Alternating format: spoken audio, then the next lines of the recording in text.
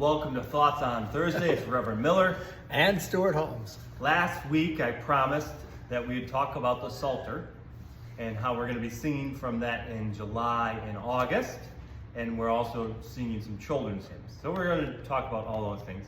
And it was pointed out, which happens with my brain, I added an S to the Psalter. That's what it is. So don't be salty. It is the Psalter. And the Psalter is an important part of the Calvinistic Reformed tradition, and many churches sang from that. And so that's why we're looking at the section of our hymn book called the Psalter, and we're going to be singing through that. Since we don't do that on a regular basis, it will be unfamiliar to some people. But first, a little hymn lesson, and the importance of a hymnal. We're singing from it every Sunday. And so that's your theological statement right there, right? Yeah. And you're bringing out the theology of what those hymns, and that teaches you and also has an impact on you. And so for the longest time in denominations, there was denominational hymnals, and that's what most churches would use. And in our Psalter, Psalter, there is the 1912 Psalter, which was a combination of 9 different denominations coming together to print this. And so, I have a few of them.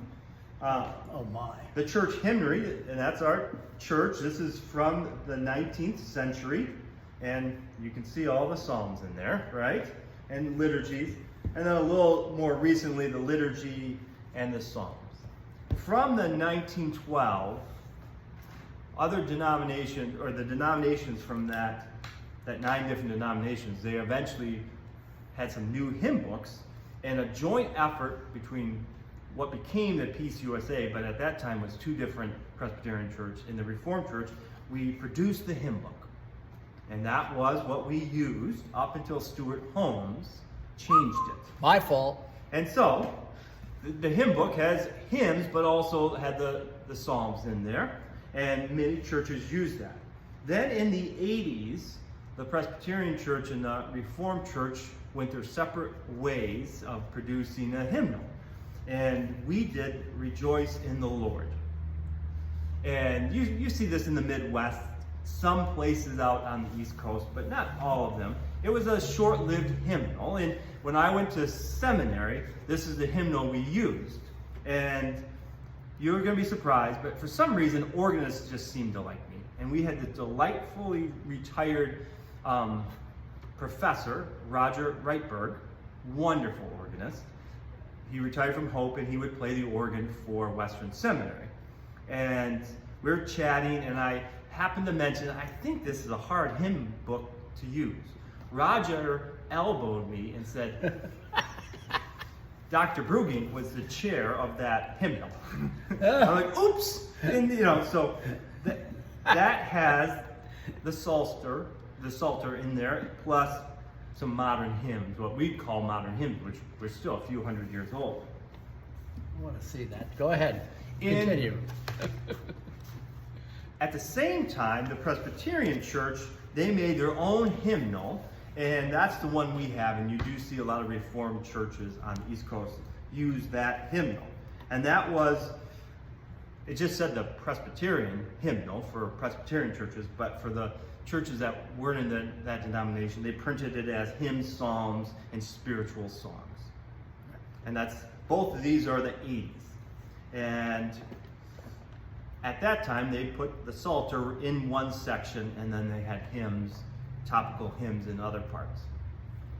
Now we're into the 2000s, and once again, denominations were looking, and the Presbyterian Church went to the glory of God and added some new songs, praise songs in there, and didn't quite have the Psalter in that one section.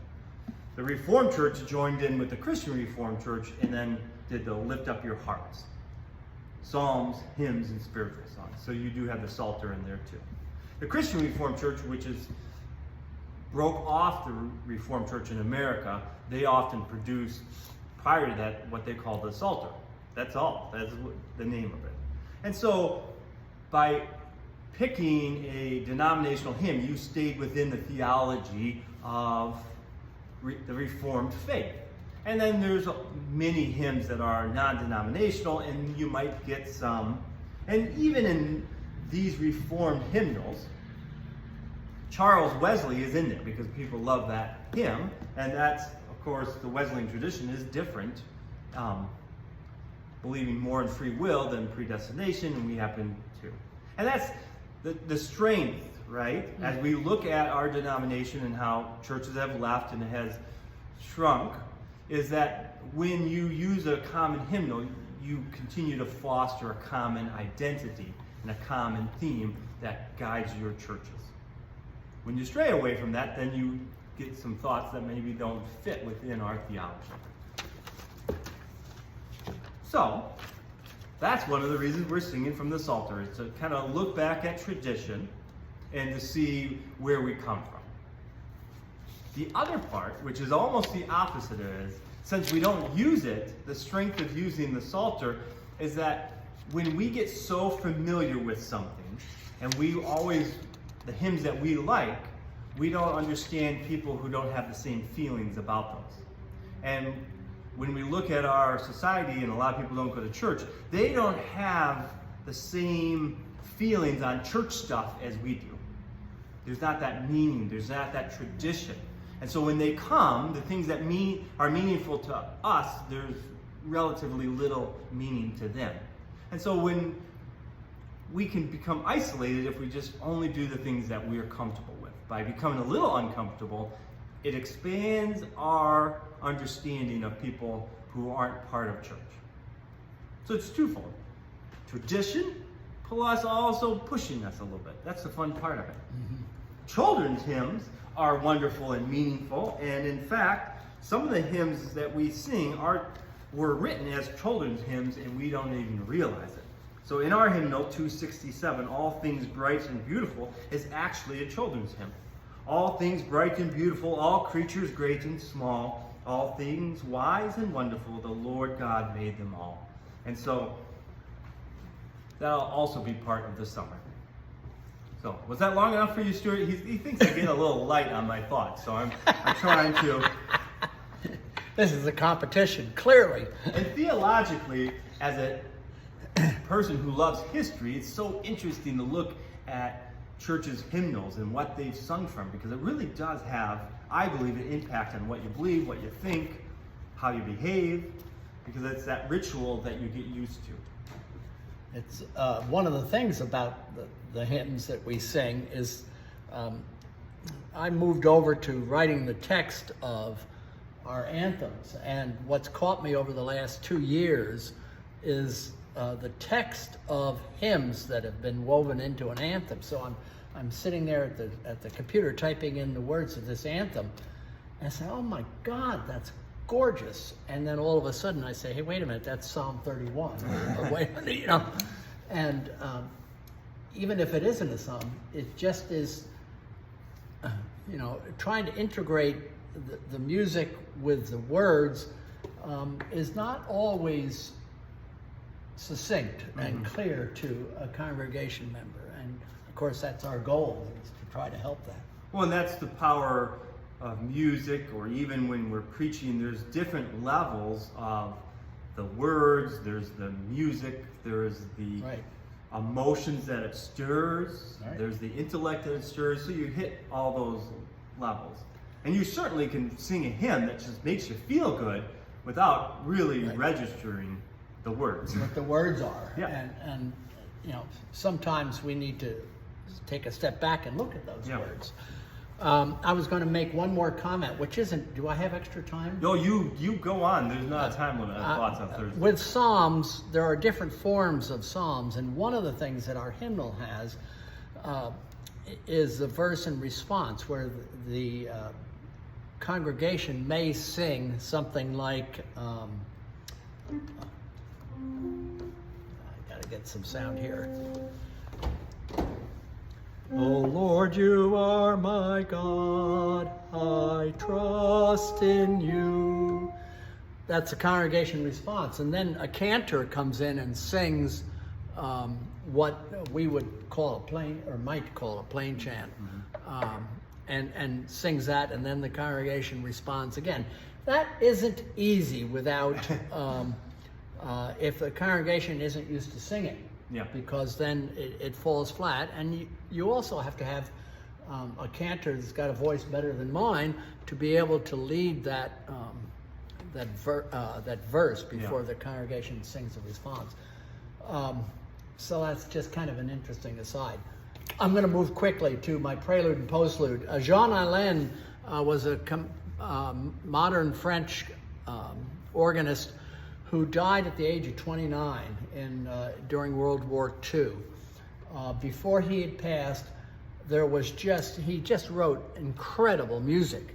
And one can only imagine that his music may have risen above all the traditional composers that we know had he lived on to a natural age or a natural death. The prelude is Le Jardin Suspendu, which is a reflection of spring. Alain quoted in his music, and he wrote Le Jardin, the hanging garden. It's the artist's perpetual ideal, pursued and fleeting. It is inaccessible and inviolable. I'm sorry, I read that wrong. It is the inaccessible and inviolable refuge. Oh. So Refuge. this, what I started out with,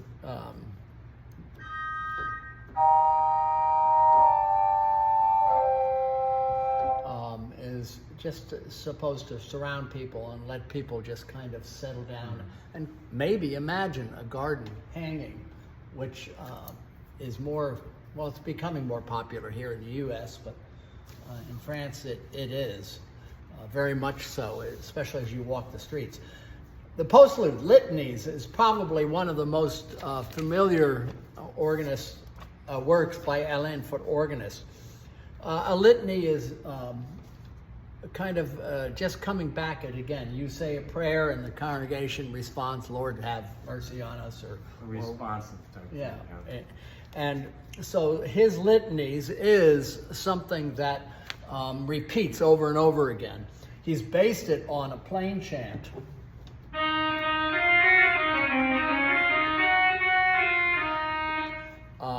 And then he takes that plain chant and weaves it into repetition, motifs that are repeated.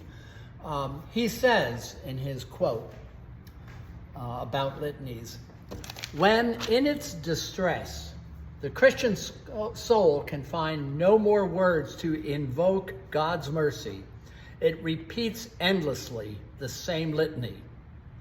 For reason has reached its limit, only faith can take one further. So it's one of those postludes that if people are wearing their hats, they're going to have to hold on to them. Okay. That's my... All right. Those are our thoughts. We hope to see you in worship for the last worship in June 30th, either in person or on YouTube and Facebook. Thanks for joining us today for Thoughts, and we'll see you soon.